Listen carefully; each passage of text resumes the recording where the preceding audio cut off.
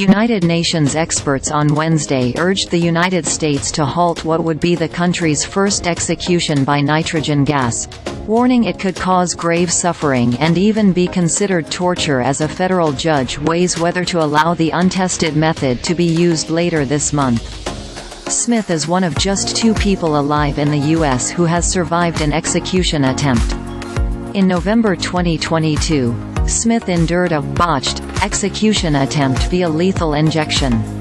Despite there being a court order in place blocking Smith's execution, officials tried and failed to administer the deadly cocktail of drugs, which his legal team said caused excruciating pain tantamount to torture. Months after its failed efforts to administer the lethal injection, Alabama announced its plans to carry out Smith's death sentence by forcing him to breathe pure nitrogen.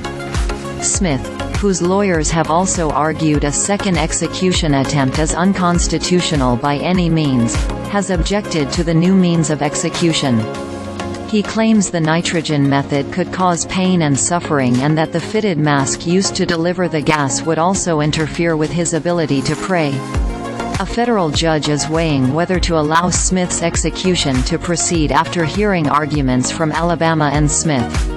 Lawyers for the state rejected Smith's concerns of pain and suffering, including the potential of being left in a vegetative state, from nitrogen hypoxia. They argued such concerns were speculative and that bans on cruel or unusual punishments do not prohibit all pain. The state's attorneys also rejected Smith's worries over the mask interfering with his ability to pray, suggesting he could do so before it is fitted. It is not clear when the judge will rule on the case.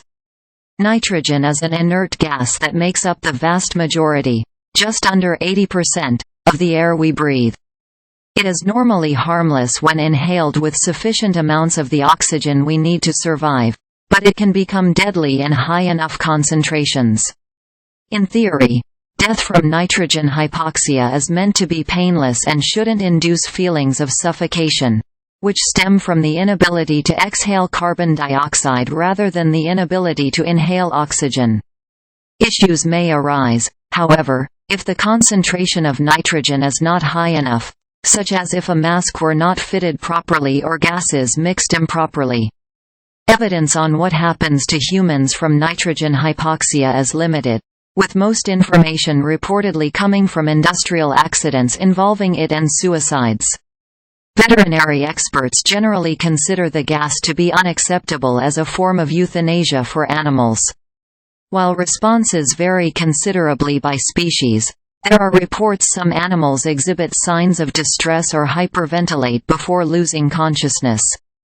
Amid difficulties obtaining the drugs needed for lethal injection, Alabama became the third state to authorize the method in 2018, following Oklahoma and Mississippi. None have yet used the protocol.